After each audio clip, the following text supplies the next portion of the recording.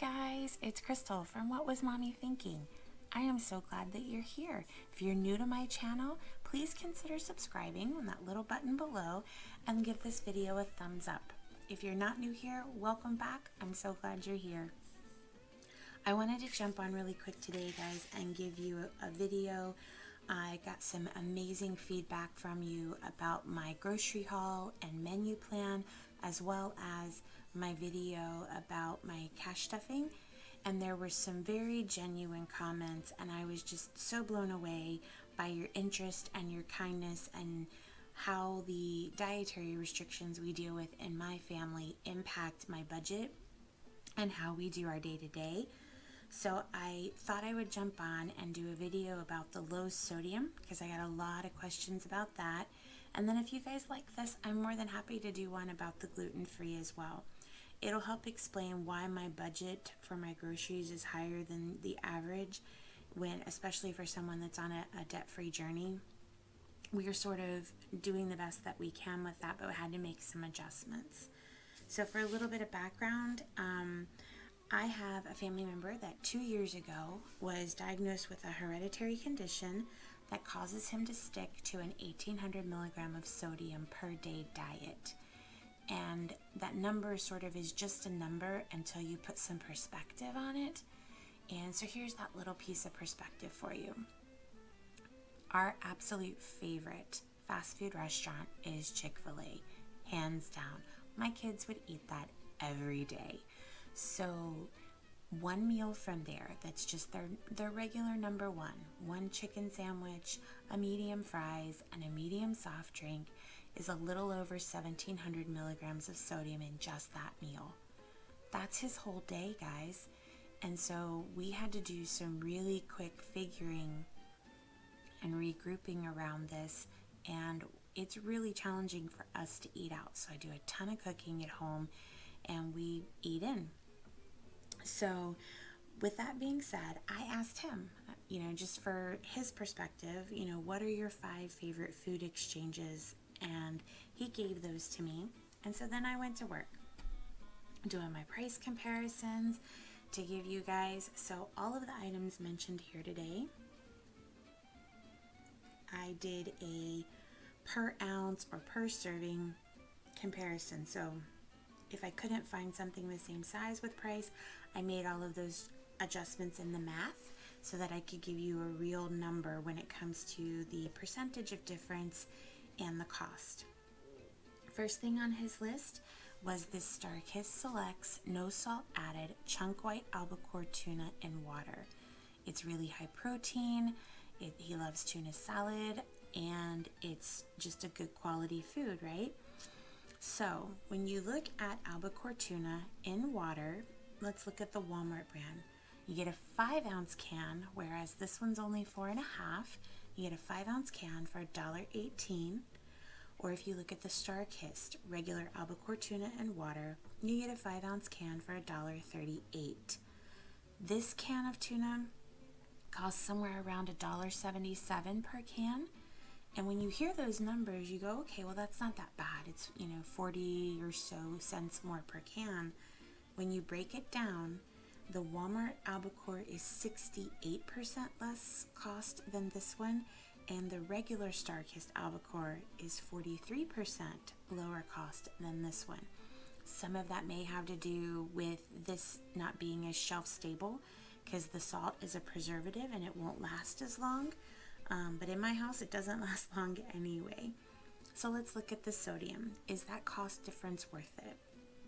In the Walmart tuna, you're getting 760 milligrams of sodium in one can. In the Starkist albacore, you're getting 640 milligrams of sodium in one can. This tuna here that has no salt added is only 65 milligrams of sodium in the entire can.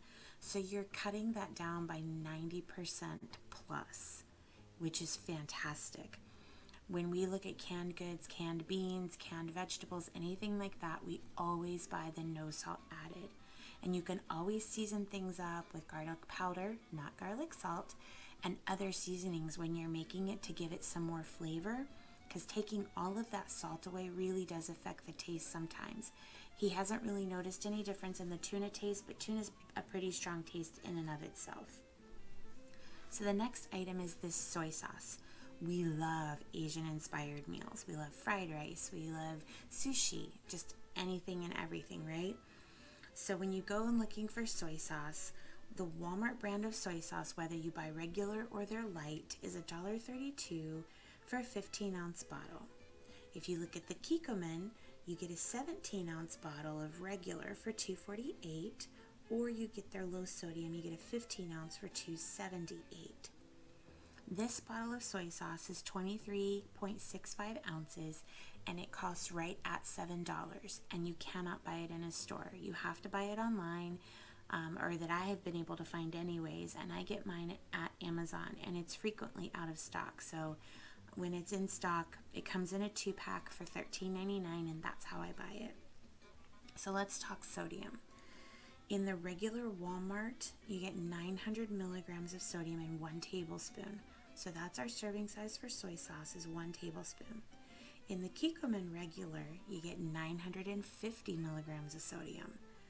So let's go low sodium, right? We go there, we look, we see the green and white label, reduced sodium. What are we getting? So Walmart low sodium, you're getting 570 milligrams of sodium per tablespoon. And on the Kikkoman light, you're getting 590 milligrams of sodium for just 1 tablespoon, guys. So when you come over to this Best of Thailand, you get 1 tablespoon for 270 milligrams. And I know that still sounds like a lot, but a little bit goes a long way when you're cooking. And with sushi, I mean, you can just eat a tiny bit and dip your sushi in it. So let's talk cost. I already told you the prices of these things, but let me tell you the percentages of difference. If you buy the Walmart brand, either their regular or their light, you're going to pay 241% less than if you buy this one. If you buy the Kikkoman regular, you're going to pay 105% less. And if you buy the Kikkoman lower sodium, you're paying 66% less than the Best of Thailand. So there is an offset in cost to be able to get the sodium that low. And again, I think a big part of it has to do with shelf stability and how long the products can maintain without going bad. It may also cost more to manufacture, I'm not sure. Okay, the third item on his list is this ketchup. So like I said, I'm a full-time working mom, 3 boys, we're busy, we're on the go a lot. What household doesn't have ketchup and use ketchup, right? So we have started using and have been using this Heinz no salt added ketchup. You get this 14-ounce bottle at Walmart for $1.98. 1 tablespoon of this ketchup has only 5 milligrams of sodium.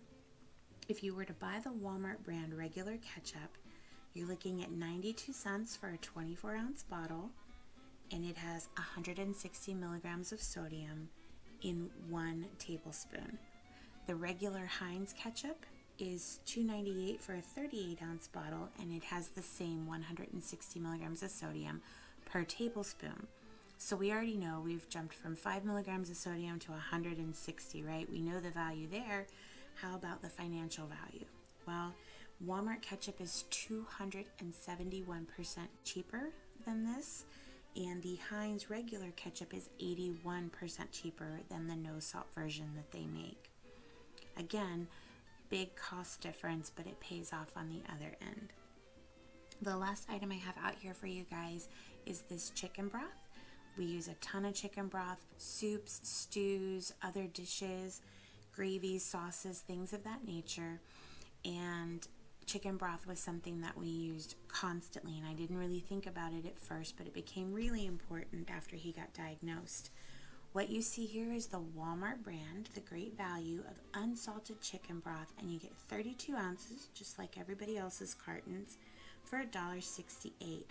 This is my best bargain when it comes to buying the unsalted or lower sodium versions, because Walmart's regular broth, whether it's chicken or beef, is $1.22 for 38 ounces. So there's only a 40% difference, and I know 40 is high, but there's really not that much difference. If you were to buy the Swanson broth, a 32-ounce carton is going to cost you $1.97. So let's talk sodium. We already know that the cost difference isn't too bad, but let's talk sodium. So in 1 cup, just 1 cup of this unsalted chicken broth, there's 50 milligrams of sodium. So in this entire carton, which is 4 cups, there's 200 milligrams of sodium. If you flip over to the Walmart regular chicken stock, you're looking at 860 milligrams of sodium. That's a lot, guys. That's 1 cup. 860 milligrams of sodium. Swanson chicken broth has the exact same sodium as the Walmart brand. So you're going from 50 milligrams to 860 milligrams without too bad of a price point. Alright, so the last thing that he picked, I can't really show you guys. I'm going to try really hard to insert a picture, and if I can't, please just have patience with me. I'm learning as I go here. But I make him homemade bread. I make his bread. It's just got a few simple ingredients. It's got honey, flour, yeast, water, and unsalted butter. It costs me $1.07 to make a 24-ounce loaf of bread, and sometimes it weighs a little more, as opposed to buying bread in the store. At Walmart, a loaf of sandwich bread is going to cost you 88 cents, and a loaf of Sunbeam sandwich bread is going to cost you $2.48. They're both 20-ounce loaves. Now, in 2 slices of Walmart bread, you get 240 milligrams of sodium, and in the Sunbeam, you get 260 milligrams of sodium, whereas in my bread, there is 0 sodium. So for us, that one was a no-brainer. Homemade bread tastes better anyway. It's not full of all the chemicals and preservatives, and that was a no-brainer for us. So those are the 5 lower sodium items that we've switched to that have absolutely been game changers in our life and made things so much easier. But I wanted to include a bonus for you guys, which is my absolute, hands down, favorite cookbook. You guys, if I could only have one cookbook, this would probably be it. This cookbook has everything you need in it to cook healthy for your family, freeze it, and it freezes well. Like, it's stuff that you can freeze, and when you take it back out, it's actually going to be edible. So I wanted to show it to you in case any of you guys are interested in where we get some of our recipes from and how we do the cooking. And I have to say that if you've got kids or you're a pizza lover, the pizza crust recipe in this cookbook alone is worth the cost of the book. We use it all the time, and I can make sodium-free pizza crust for my son, and it just works out beautifully. So if you guys are interested in seeing any of the recipes I make out of this, whether I do it as a batch where I use it one night and freeze a couple extras of that recipe, or if you want to see a video where I've made it, froze it, I take it out and thaw it and see how it turns out once it's made, I'm happy to do that for you guys. Just leave it in the comments below. I want to make sure I'm bringing you content that you find interesting and relevant to your lives. And that's it for today. I want to thank you again for taking the time to watch this video and spend a little bit of time with me. And I hope to see you again really soon. Have a great day, guys. Bye-bye.